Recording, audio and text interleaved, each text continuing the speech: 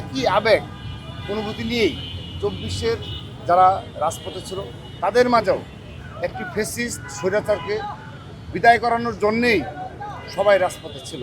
অবশ্যই প্রাসঙ্গিকতা রয়েছে, বিশেষ করে বাংলাদেশ জাতীয়তাবাদী ছাত্রদল, ডাক্তার মিলন সহ, জিহাদ সহ অপরাপর যারা শহীদ হয়েছে 90-এর আন্দোলনে, তাদের সেই আত্মত্যাগকে হৃদয়ে ধারণ করেই পরবর্তীতে সকল স্বৈরাচার এবং ফ্যাসিস্টদের বিরুদ্ধে লড়াই করেছে, সংগ্রাম করেছে। তারাই আমাদের অনুপ্রেরণা।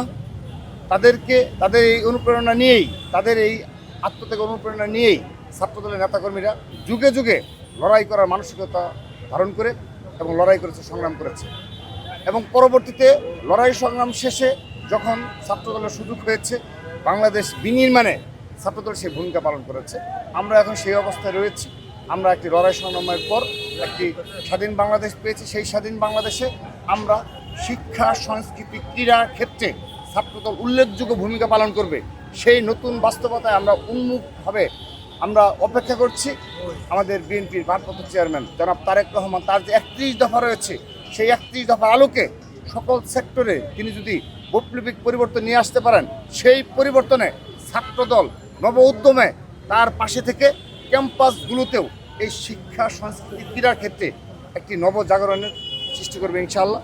আমরা আর কখনো এই বাংলাদেশে কোনো স্বৈরাচার কিংবা ফ্যাসিস্ট জন্ম নিতে পারবে না। তার জন্য যে ধরনের লড়াই সংগ্রাম করার মানসিকতা প্রয়োজন ছাত্রদল সেটা রয়েছে।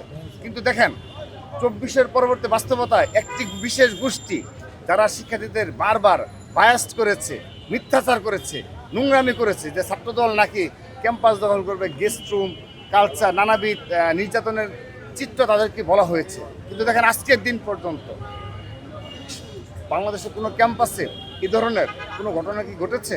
যদি সামান্য অনাকাঙ্ক্ষিত কোনো ঘটনা ঘটে থাকে নিজেদের মাঝেও, সেটি আমরা সাথে সাথে ব্যবস্থা নিয়ে নিবৃত্ত করেছি। ধন্যবাদ।